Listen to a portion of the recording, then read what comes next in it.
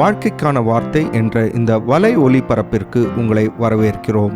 இது ஆதியாகமம் முதல் வெளிப்படுத்துதல் வரை முழு வேதாகமத்தையும் உள்ளடக்கிய ஒரு தினசரி தியானமாகும். யாத்ராவும் 27ஆம் அதிகாரத்தில் ஆண்டவர் மோசேயிடம் வெண்கலத்தினால் பூசப்பட்ட ஒரு பலிபீடத்தையும் வெளிப்பிரகாரத்தையும் உருவாக்கும்படியாக கட்டளையிடுகின்றார். இந்த பலிபீடம்தான் தினந்தோறும் ஆசாரியர்கள் இஸ்ரவேல் ஜனங்கள் கொண்டு வரும் காணிக்கைகளையும் அவர்கள் கொண்டு வரும் மிருகங்களையும் பலியிடும் இடமாயிருந்தது. நன்றாய் கவனித்து பாருங்கள். ஆண்டவர் இந்த பலிபீடத்தை வெண்கலத்தினால் பூச வேண்டும் என்று ஆண்டவர் சொல்லுகின்றார்.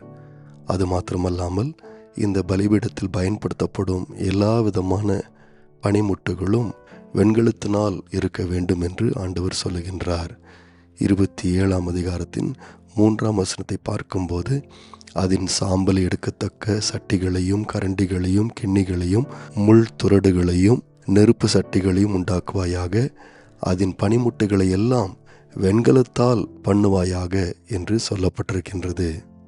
நண்பர்களே, இந்த ஆசரிப்பு கூடாரத்தை குறித்து நாம் படிக்கும்போது மகா பரிசுத்தலத்திலும் பரிசுத்த ஸ்தலத்திலும் அதிகமாக தங்கமும் வெள்ளியும் பயன்படுத்தப்படுகின்றதை நாம் பார்க்கலாம்.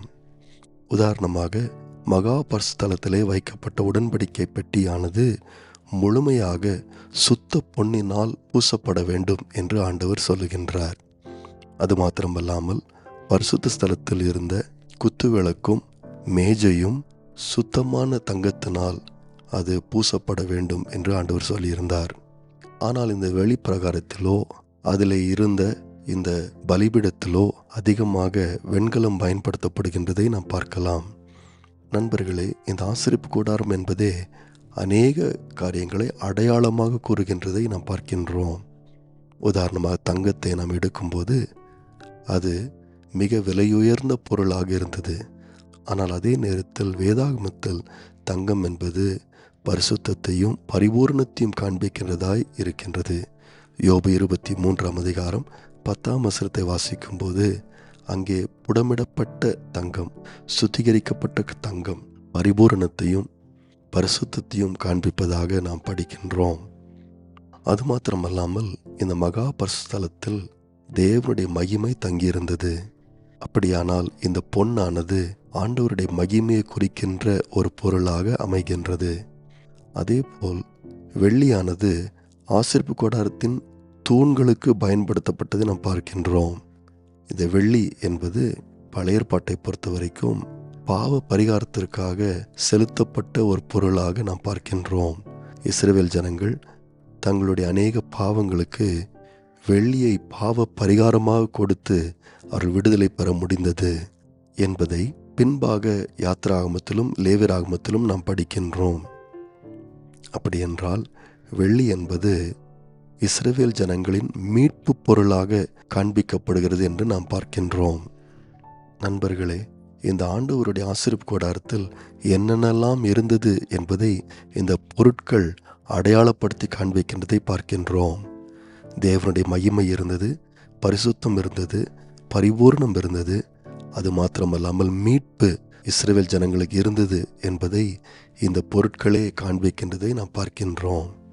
இந்த வெளிப்பிரகாரத்திலும் மிக முக்கியமான பொருளாக இருந்தது இந்த பலிபீடத்தில்தான் தினந்தோறும் பலிகள் செலுத்தப்பட்டன.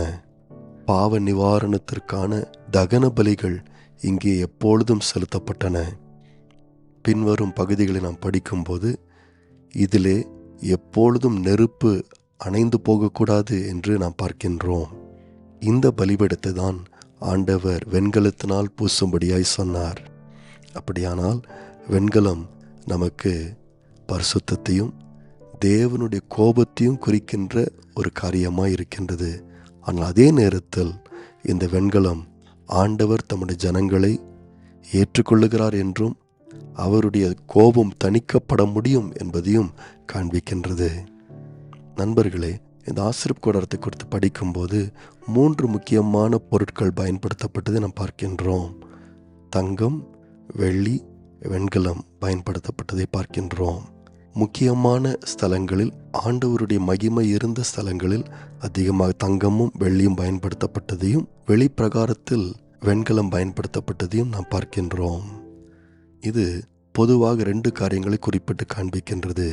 முதலாவதாக ஆண்டவருடைய மகிமை இந்த இடத்தில் இருந்தது என்று காண்பிக்கின்றது. ஆகவே தேவனை பரிசுத்தத்தோடு கூட மிகுந்த கவனத்தோடு கூட ஆராதிக்க வேண்டும் என்பதை இந்த தங்கமும் வெள்ளியும் காண்பிக்கின்றதை பார்க்கின்றோம்.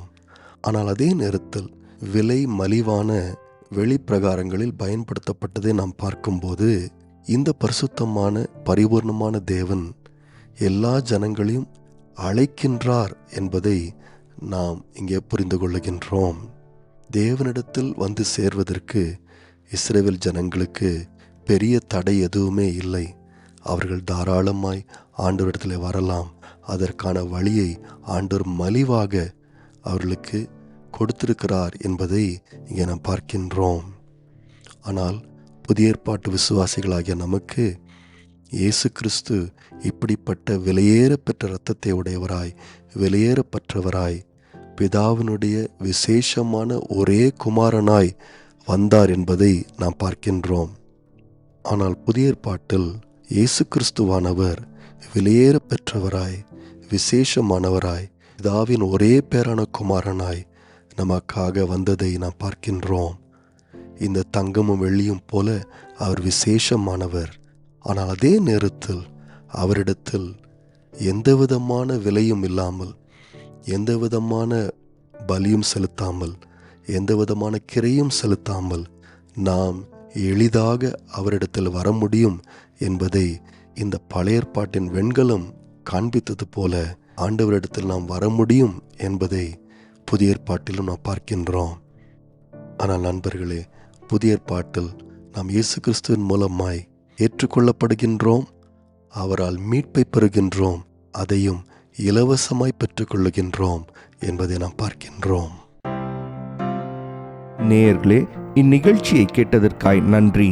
மீண்டும் ஒரு புதிய அத்தியாயத்துடன் வாழ்க்கைக்கான வார்த்தையில் நாளை சந்திப்போம்.